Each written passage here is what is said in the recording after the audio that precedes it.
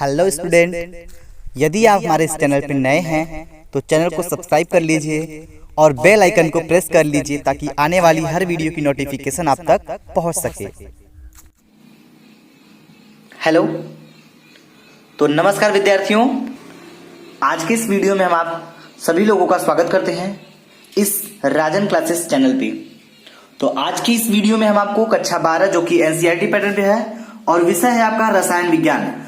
तो रसायन विज्ञान में आज हम इंपॉर्टेंट टॉपिक 2021 को लेते हुए आज हम एथिल ब्रोमाइड का ये भाग नंबर 2 बनाने जा रहे हैं। ठीक है, इसके पहले हमने एथिल ब्रोमाइड का भाग 1 की वीडियो अपलोड कर दिया है। जो लोग अभी तक नहीं देखे हैं उसको जरूर देख लीजिएगा।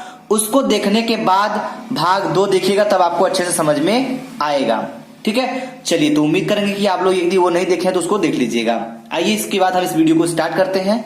तो इसको यदि पार्ट बाय पार्ट देखते हैं तो आपका जो बेसिक कॉन्सेप्ट है वो क्लियर हो जाएगा। ठीक है, तो ध्यान दीजिएगा, आज की इस वीडियो में हम कुछ स्पेशल रिएक्शन के बारे में बात करने वाले हैं जो कि एथिल ब्रोमाइड से पूछे जाते हैं। तो वो कौन कौन से हैं जरा समझ लीजिए उसको। तो ध्यान दीजिएगा, है आपका फ्रैंकलैंड अभिक्रिया। ये बहुत इंपॉर्टेंट है। क्या है? फ्रैंकलैंड अभिक्रिया। तो इसको नोट कर लीजिए, फ्रैंकलैंड अभिक्रिया। ठीक है, फ्रैंकलैंड अभिक्रिया। अभिक्रिया, चलिए भाई, तो ये है बड़ा इंपॉर्टेंट, इसको ध्यान समझिएगा, इसको नोट भी कर लीजिएगा साथ ही साथ। ठीक है, चलिए, तो ध्यान दीजिएगा, ये फ्रैंकलैंड अभिक्रिया होता क्या है इसके बारे में एकदम बेसिक से समझेंगे। तो ध्यान दीजिएगा, पहले हम आपको समझा देते हैं कि जब एथिल ब्रोमाइड की क्रिया को Zn से कराई जाती है तो ब्यूटेन बनता है। तो एकदम ध्यान समझिएगा, घबराने की कोई बात नहीं है। तो पहले हमें बोला जा रहा है कि जब हम एथिल ब्रोमाइड की क्रिया किससे कराएंगे? जिंक से कराएंगे। तो ध्यान दीजिए, यहां पे लिखेंगे कि जब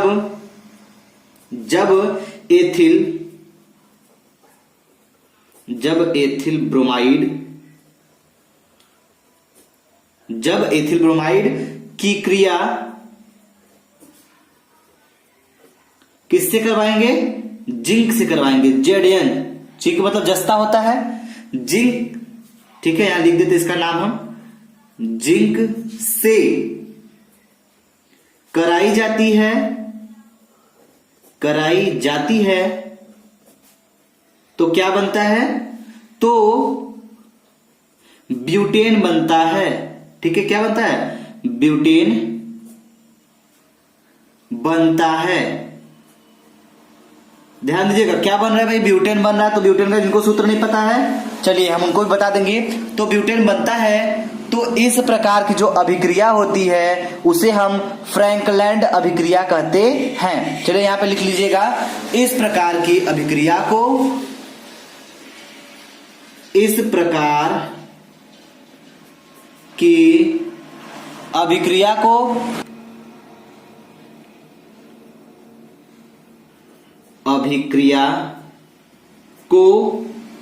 क्या कहते हैं? फ्रैंकलैंड अभिक्रिया कहते हैं। तो लिख लीजिए, क्या कहते हैं? फ्रैंकलैंड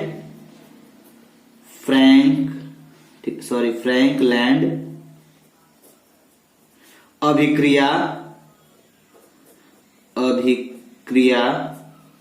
कहते हैं। चलिए भाई, याद तैयार हो गया? तो ध्यान दीजिएगा, अब इसके बेसिक पे हम रिएक्शन को समझेंगे। तो ध्यान से समझिएगा, इसमें बोला क्या जा रहा है आपसे? जब एथिल ब्रोमाइड की क्रिया करानी है, किससे करानी है? जिंक से करानी है। ठीक है, तो ध्यान दीजिएगा, तो हम ले लेंगे एथिल ब्रोमाइड। एथिल ब्रोमाइड का सूत्र क्या होता है? C2H5Br। ये हो गया आपका एथिल ब्रोमाइड। ठीक है, इसको नोट कर लीजिएगा। प्लस जिंक से कराना है तो Zn हो जाएगा,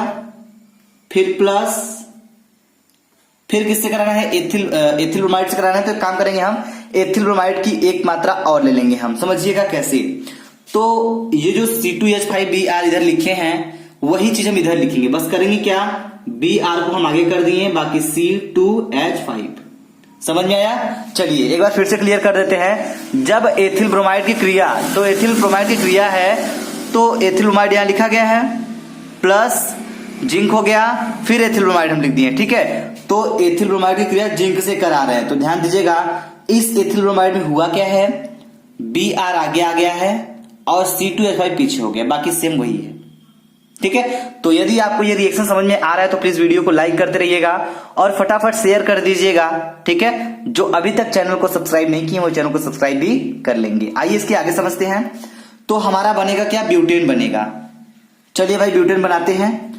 तो यहां से इसको और यहां से इसको क्या करेंगे भाई, निकाल देंगे। तो यहां से निकालेंगे तो क्या निकलेगा, Zn कितना है, 1 ठो है, Br कितना है, 2 ठो है। तो यहां से हमारा निकलेगा क्या, यहां से निकलेगा Zn, ठीक है, Br 1 2, तो Br2, Zn Br2 निकल गया आपका। अब बचा क्या, C 2 ठो यहां पे है, C 2 ठो यहां पे है, कितना C हुआ, 4 ठो हुआ, तो लिखेंगे C4। H 5 ठो यहां पे है, 5 ठो यहां पे है, तो H10, और इसी का नाम हो गया ब्यूटेन। उम्मीद करेंगे कि आपको ये रिएक्शन अच्छे से समझ में आया होगा। आइए, अगर ये रिएक्शन समझ में आया तो इसके आगे हम कुछ रिएक्शन को और डिस्कस करते हैं, तो ध्यान समझिएगा। अगला है पोटेशियम साइनाइड से क्रिया। तो ध्यान दीजिएगा, पोटेशियम साइनाइड से क्रिया, साइनाइड से क्रिया, ठीक है। तो यहां पे एक चीज आप लोग ध्यान समझिएगा, जो पोटेशियम साइनाइड का सूत्र होता है वो होता क्या है, वो होता है पोटेशियम साइनाइड। देखिए बड़ा ही सिंपल होता है, हम लिखेंगे तो आपको समझ में आ जाएगा। तो पोटेशियम है, पोटेशियम मतलब के, साइनाइड है तो Cn, ये हो गया केसियन, केसियन मतलब पोटेशियम साइनाइड, ठीक है। चलिए भाई अब आगे ध्यान दीजिएगा, जब पोटेशियम साइनाइड की क्रिया एथिल ब्रोमाइड से कराई जाती है तो एथिल साइनाइड बनता है। ध्यान समझिएगा, तो यहां पे लिखेंगे जब पोटेशियम साइनाइड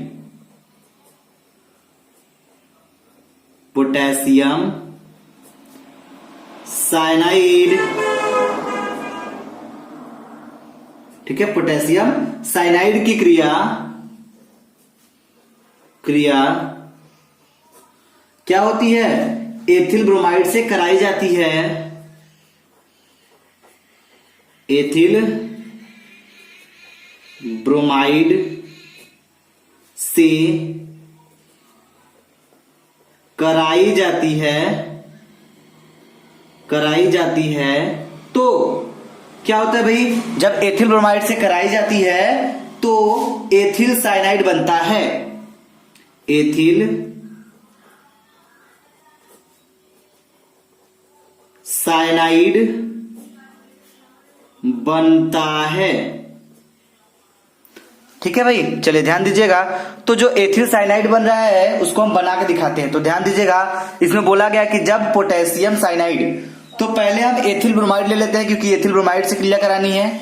तो एथिल ब्रोमाइड का जो सूत्र होता है वो होता है C2H5Br, तो लिख लेते हैं C2H5Br, ये हो गया आपका एथिल ब्रोमाइड, प्लस किससे करानी है भाई, पोटेशियम साइनाइड। चलिए ले लेते हैं KCN, मार्क ऑफ रिएक्शन, ठीक है। तो एक चीज ध्यान दीजिएगा, यहाँ पे एक चीज आपका बाहर निकल रहा है, क्या निकल रहा है, यहां से Br को निकाल देंगे, यहां से K को निकाल देंगे, तो KBr यहां से बाहर निकल जाएगा, ठीक है। तो चलिए निकाल लेते हैं। तो जब KBr आपका बाहर निकल जाएगा, पोटेशियम ब्रोमाइड इसको बोलते हैं हम, तो बचेगा क्या, बचेगा C2H5 और Cn, यही बन गया आपका एथिल साइनाइड, C2H5 इसका मतलब एथिल, Cn मतलब साइनाइड, ठीक है भाई। चलिए, तो उम्मीद करेंगे कि आपको ये समझ में आ गया होगा। आइए नेक्स्ट क्वेश्चन पे बात करते हैं हम लोग। तो अगला रिएक्शन क्या है, जरा इसको समझिए ध्यान से। तो अगला रिएक्शन है आपका सिल्वर साइनाइड से क्रिया, सिल्वर साइनाइड से क्रिया, सिल्वर साइनाइड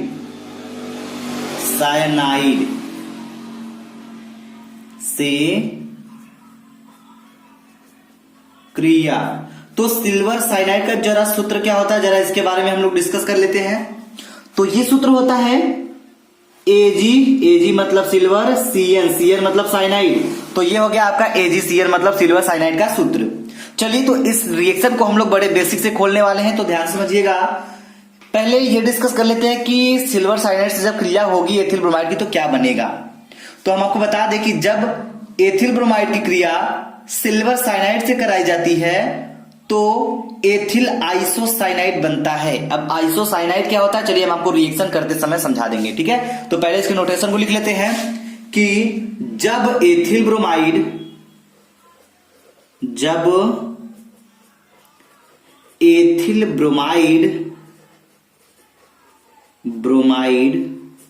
ठीक है, जब एथिल ब्रोमाइड की क्रिया क्या होता है भाई, सिल्वर साइनाइड से कराई जाती है, सिल्वर साइनाइड से कराई जाती है, ठीक है। तो क्या होता है, तो एथिल आइसोसाइनाइड बनता है, एथिल आइसोसाइनाइड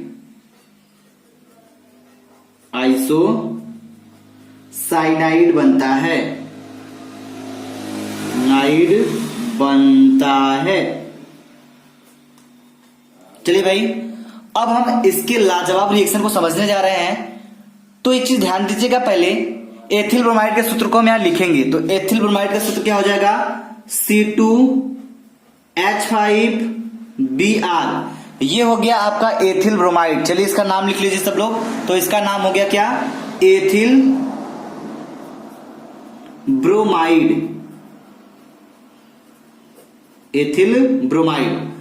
प्लस किससे करानी है, सिल्वर साइनाइड यहां पे आपका रखा हुआ है AgCl, ठीक है। तो चलिए करा देते हैं। तो हमको मिलेगा क्या, मार्क ऑफ रिएक्शन। तो अगर देखा जाए तो यहां से आपका AgBr के साथ निकल जाएगा, कहां जाएगा निकल के, ये बाहर निकल जाएगा, मतलब AgBr आपका निकल गया। ये हो गया आपका सिल्वर ब्रोमाइड, क्लियर है, वेरी गुड। प्लस बचा क्या है भाई, C2H5 बचा है और Cn बचा है ना।